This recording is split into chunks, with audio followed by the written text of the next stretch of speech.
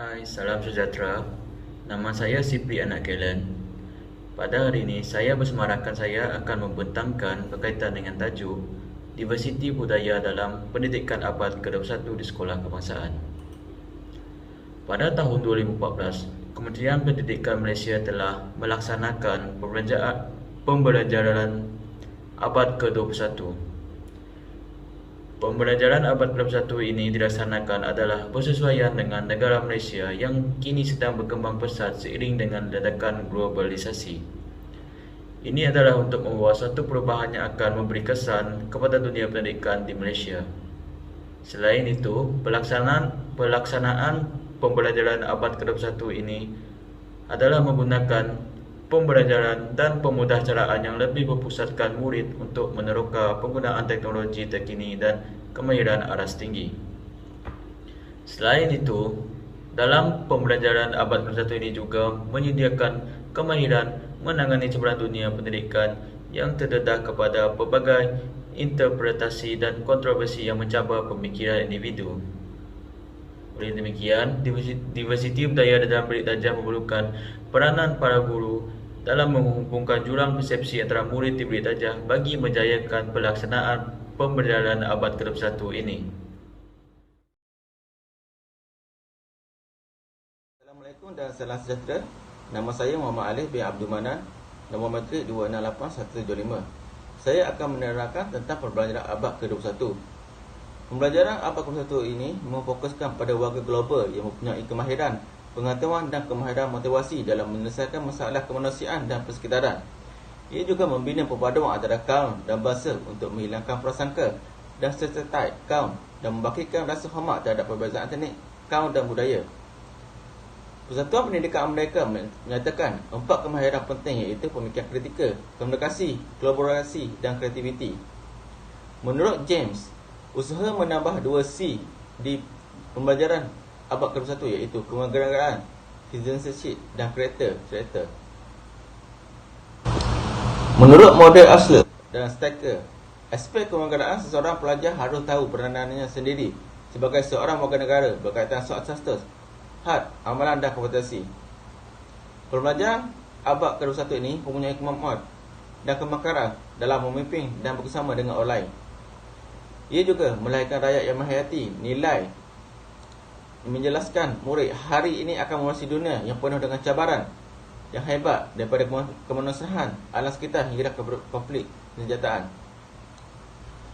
Untuk mengatasi cabaran, murid perlu mempunyai kemahiran untuk memimpin seperti jujur, belas kasihan, adil dan beretika. Perlu diterapkan agar dijadikan panduan dan membuat keputusan. Justru itu, murid akan menjadi warga global disokong dengan dasar nilai sejagat serta memiliki identiti nasional yang kukuh setelah meninggalkan alam persekolahan. Kerana nilai yang telah dipelajari akan diterapkan dalam kehidupan seharian, di mana nilai tersebut menghasilkan tingkah laku sivik seperti peningkatan dalam kegiatan sukarela, penerimaan individu bagi lain bangsa, agama dan etnik, menjauhi rasuah dan jenayah serta menunjukkan tingkah laku amanah dan berintegriti. Seterusnya saya akan menerangkan tentang konsep diversiti budaya. Konsep diversiti budaya ini berkait rapat dengan kepercayaan, pengakuan dan pengiktirafan terhadap keanekaragaman dalam unsur kepelbagaian budaya dan etnik yang mengaruhi gaya hidup, pengalaman, sosial dan identiti peribadi suatu bangsa. Diversiti budaya ini juga meliputi pemahaman, penghargaan dan penilaian terhadap budaya seseorang dan etnik masyarakat. Penilaian ini bukan bermakna bersetuju, tapi melihat sesuatu komuniti etnik mengekspresikan nilai-nilai budaya mereka dan penerimaan bangsa lain terhadap kebudayaan tersebut.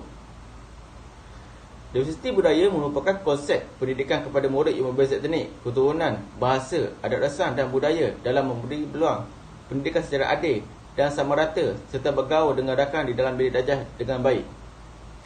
Konsep diversiti budaya dalam pembelajaran abad 21 harus ditekankan dalam menyemak etika dan kerohanian dalam setiap diri murid bagi menempuhi cabaran dalam kehidupan dewasa agar dapat menyelesaikan setiap masalah secara rasional dan bijak serta dalam menyumbang dalam kesejahteraan ekonomi komuniti dan negara. menerangkan tentang generasi pelajar dalam pembelajaran abad ke-21.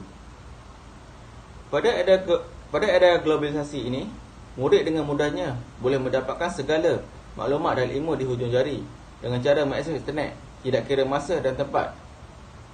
Ia akan menjadi cabaran kepada guru jika tidak melengkapkan diri dengan ilmu komunikasi menggunakan teknologi. Pengurusan jurang generasi perlu diuruskan dengan baik di dalam bilik darjah untuk memahami perbezaan dan persamaan di antara generasi supaya dapat memberi kesan positif terhadap komunikasi guru yang berkesan sekaligus dapat memupuk murid untuk belajar. Menurut Tapscott, membagikan demografi manusia kepada beberapa kelompok berikut.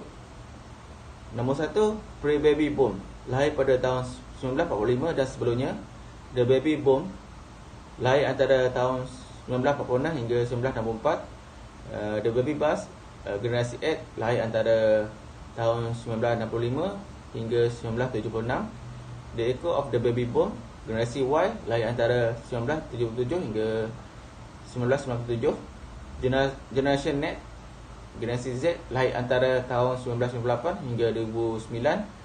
Dan generasi Alpha, generasi A, lahir pada tahun 2010.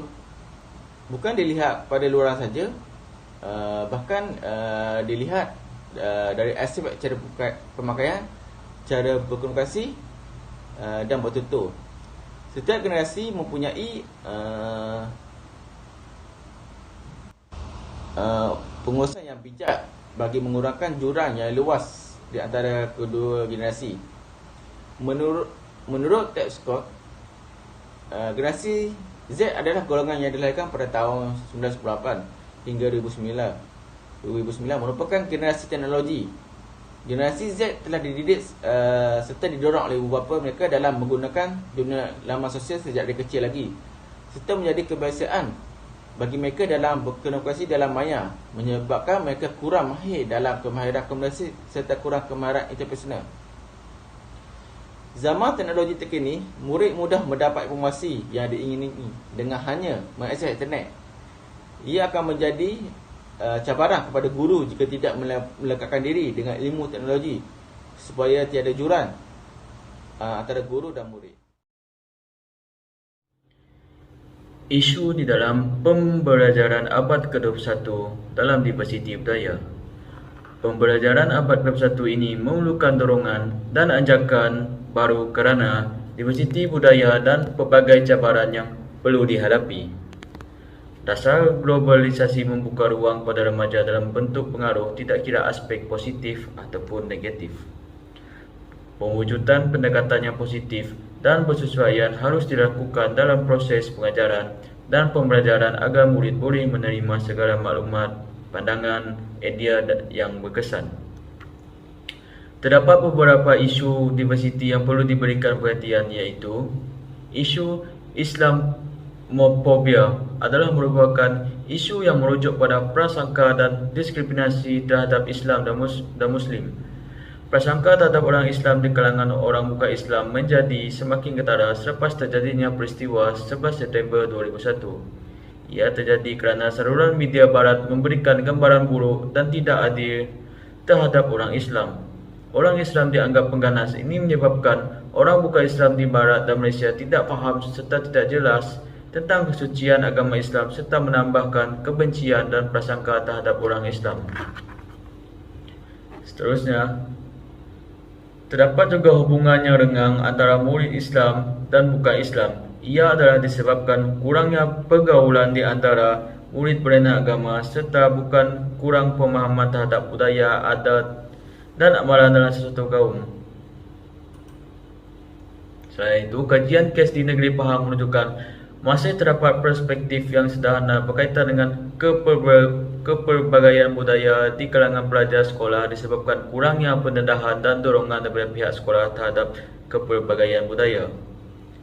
Selain itu, masalah komunikasi dan bahasa. Masalah ini terjadi di kalangan murid yang tidak dapat menguasai bahasa Melayu dengan baik, menyebabkan murid sukar berkomunikasi dan bergaul dengan murid lain. Mereka yang tidak fasih bahasa Melayu akan terasa tersisih dan rendah diri bila tidak dapat berkomunikasi dengan rakan yang lain. Hal ini akan memberikan kesan kepada penurunan prestasi pembelajaran mereka di dalam bilik darjah disebabkan kurangnya pergaulan mereka dengan rakan-rakan di dalam bilik darjah.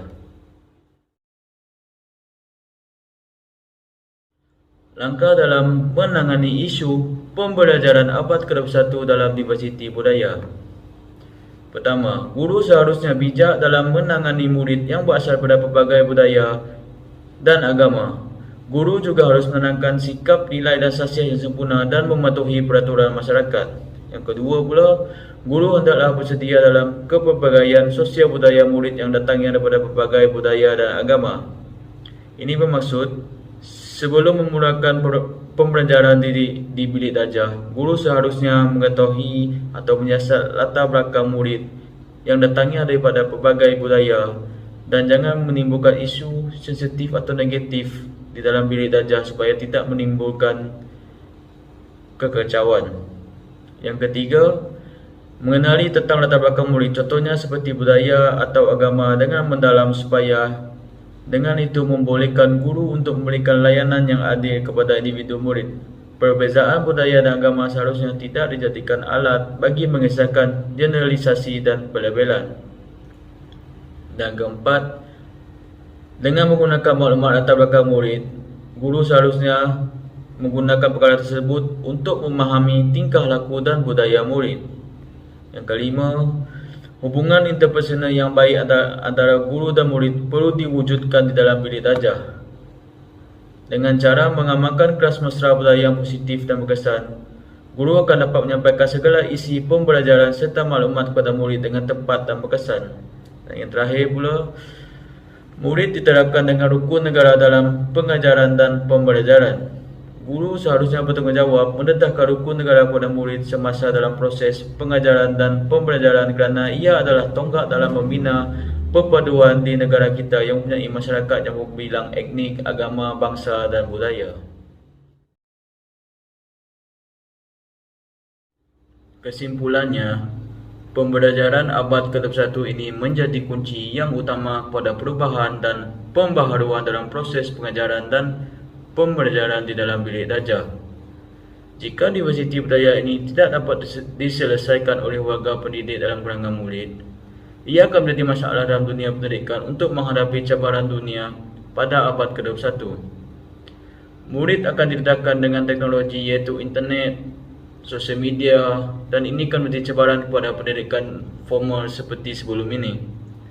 Mengadaptasikan kepada kaedah pengajaran selari dengan perkembangan pantas teknologi supaya proses pendidikan berjaya melahirkan modal insan yang berkualiti dalam menyelaraskan sistem pendidikan bagi menghadapi cabaran evolusi industri 4.0. Terima kasih.